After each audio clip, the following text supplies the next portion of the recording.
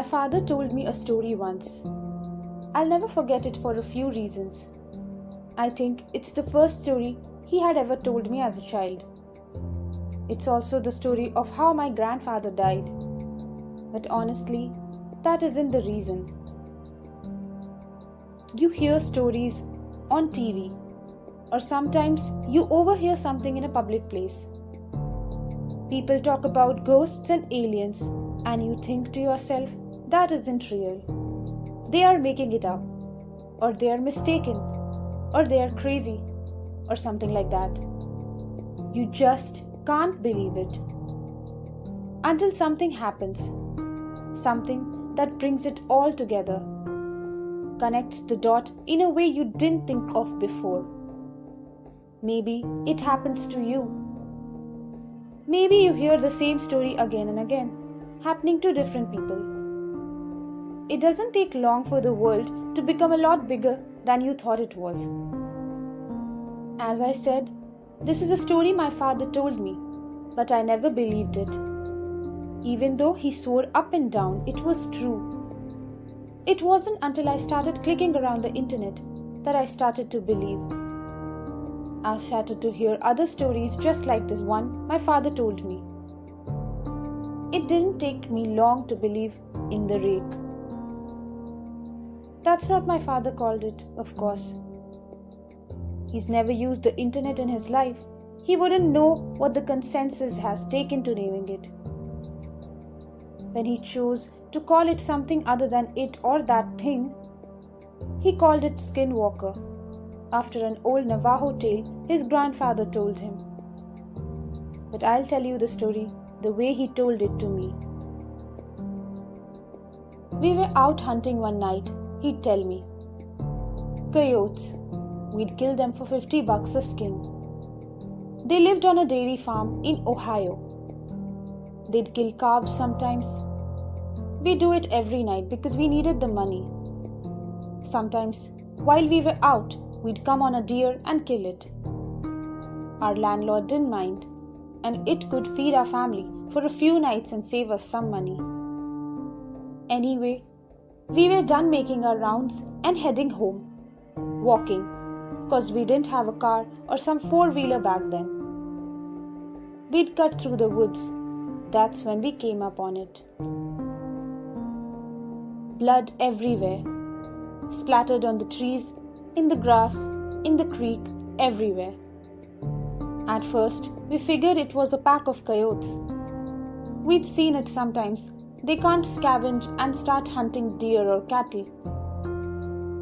The worst was when they bred with feral dogs. But this wasn't like that. See, when a pack of dogs or wolves or coyotes attack something, they do it right. They'll pick off one that's weak, sick or old, or just small. They'll hunt it, draw it into a corner, some place it can't get out of, and they'll run it right to the biggest one, the alpha. And that deer will never see that alpha. It might hear it, but it won't see it. It'll just notice that its throat is gone, and then it'll drop dead. It's quick, it's clean. That was not what happened here. Something had run up on den of deer. Coyotes won't attack a den, wolves neither, because they'd get too much into a fight. There were three bodies, just torn apart. You'd see a head here, a leg here, a torso there. Predators don't do that. They don't leave behind scraps. What had done this hadn't done it for food. It had done it for fun. But we didn't know that. We saw a bunch of carcasses and we think it's something we gotta take care of. I remember my dad telling me to go home. He thought it was a pack of feral dogs. But I wasn't leaving him, and I'm damn sure wasn't walking through 2 miles of woods alone with nothing but a .22 and a pocket knife. He was only 13 at that time, so a .22 rifle was about the only gun he could reliably use. Dad had the shotgun and I wasn't going anywhere without it. It took me a while to convince him, but finally we began tracking whatever did that. It was not hard either. We just followed the blood. Either that thing bled a deer before it got away, or it dragged one for a mile. I don't know. I know that I'd never seen my dad scared before that night. We started hearing noises. I've been in a lot of woods in my life. I've been all over the world, and I ain't never heard noises like that I heard that night. I heard things screaming. Heard deer and fox and rabbits and raccoons and birds. Just scared. Keep in mind, this is maybe 12 or 1 o'clock. Except the fox and some birds, nothing was supposed to be even awake. But they weren't. They weren't just awake, they were moving. I saw flocks of birds that night fly straight into the trees, just trying to get out of there. We came up on a pack of coyotes, nearly shot a couple of thinking that it was what we were looking for. But then we saw they were running towards us. They ran right past us, didn't even notice. Then some deer did the same. Then some rabbits, squirrels, foxes, even a couple wild hogs. These things were supposed to be eating each other, and the only thing that they cared about was getting out of there. We should have put it together that maybe whatever we were tracking, it wasn't something we were supposed to see, and it wasn't something we could kill. I don't know why we didn't just go home. I guess we were curious. I think that was my dad's nature, to go towards trouble, to fight. And knowing what I knew about my father did during the war, my nature was to stay close to him. We finally get into an open valley. It was normally a soy field, but it wasn't in a season, so it was just flat dirt. We saw the tracks then. A lot of animals fleeing the forest had paved over the land. But where that deer blood was, nothing had taken a single step, like they were leaving it for us to find. The tracks were shallow. Whatever it was couldn't have weighed more than 100 pounds, but that didn't mean much.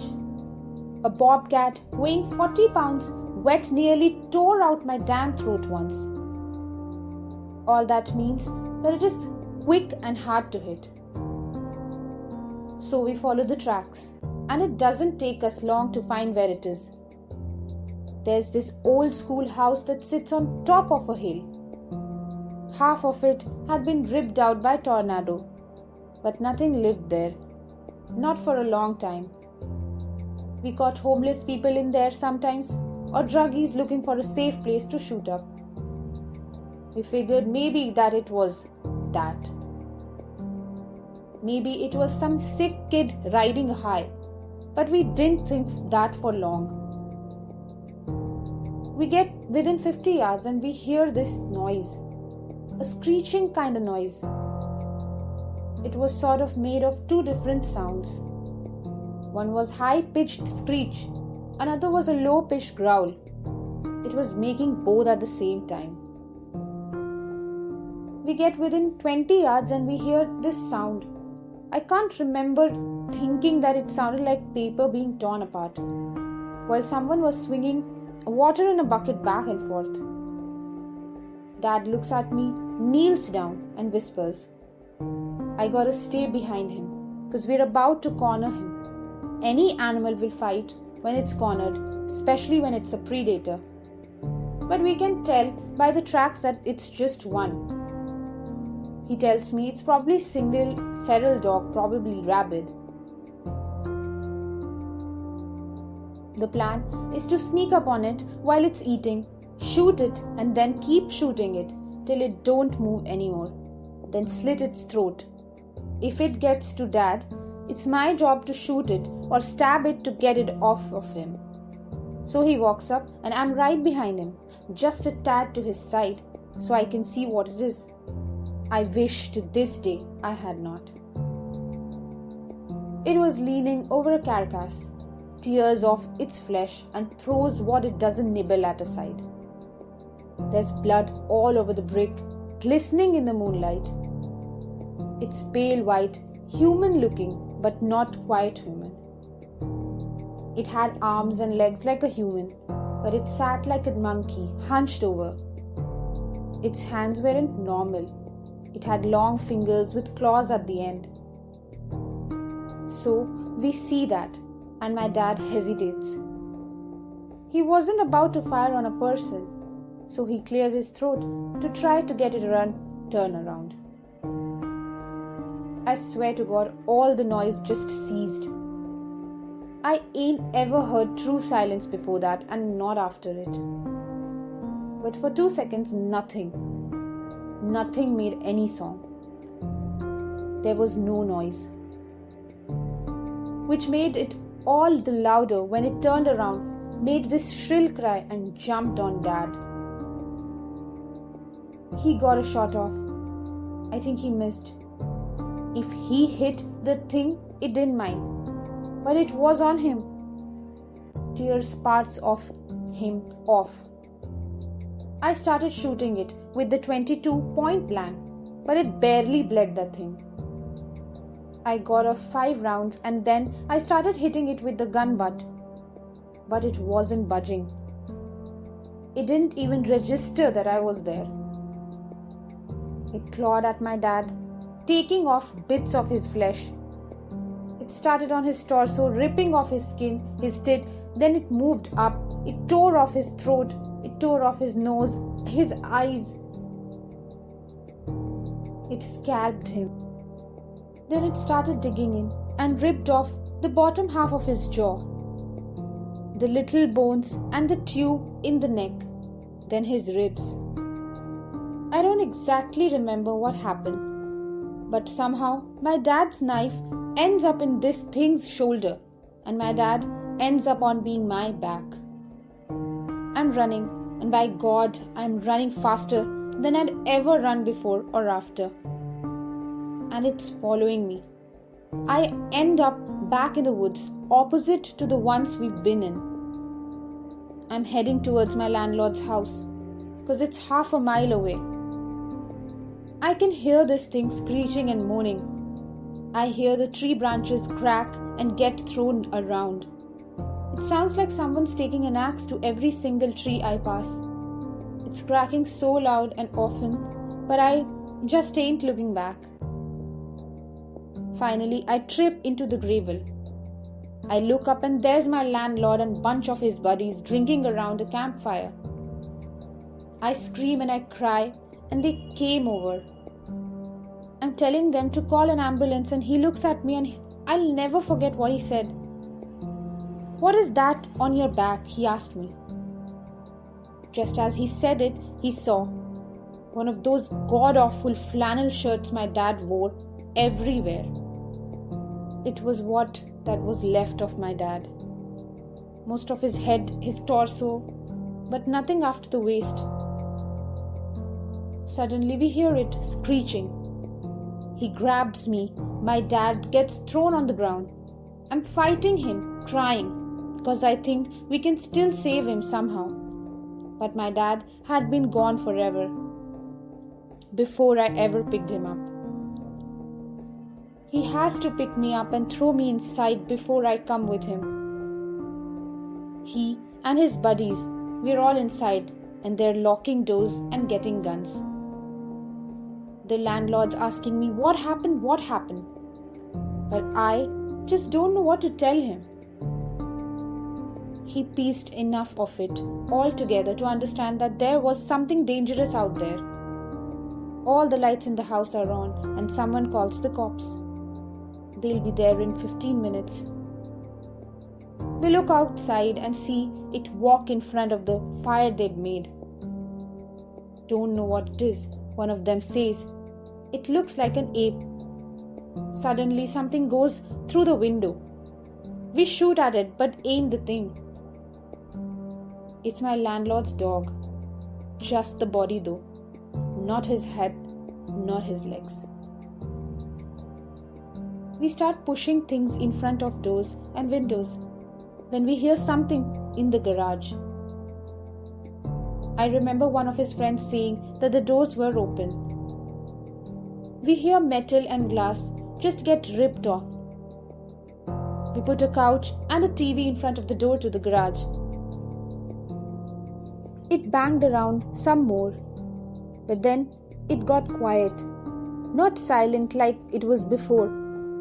We could hear it move around some, and the guys were talking, making sure the guns were ready. Someone hands me a pistol. No sooner did I cock the hammer back, we did hear something shatter upstairs. Then we heard it screech again, except now it was louder and it didn't even echo and fade out because it was inside.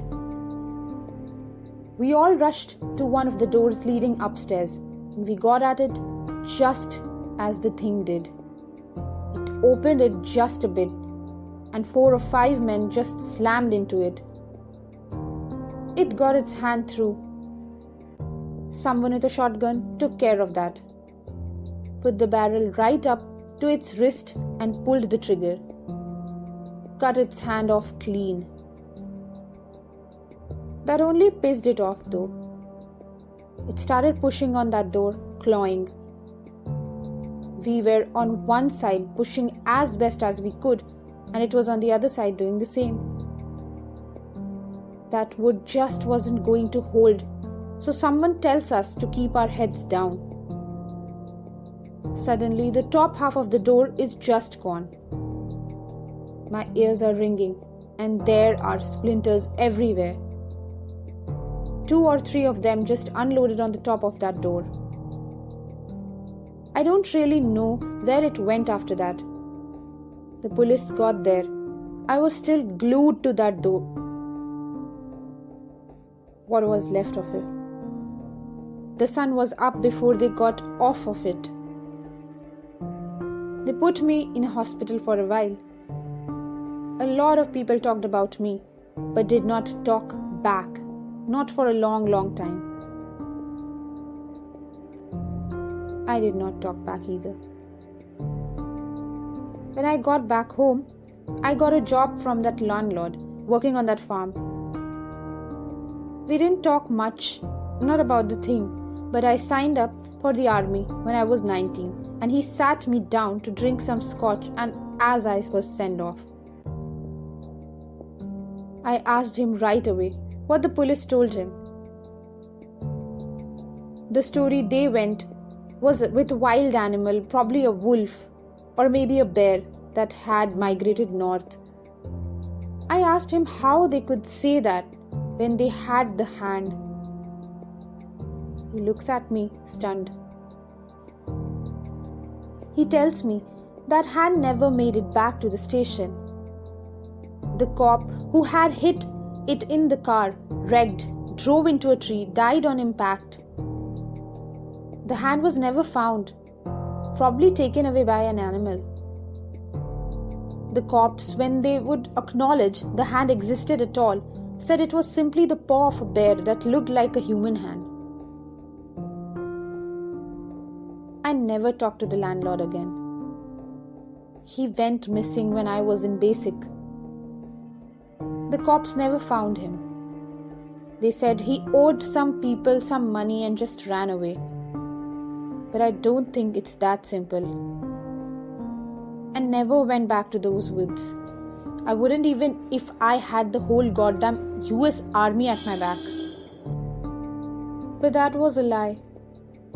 When my mother died, I don't think my father felt he had anything left, and that he might as well settle old scores.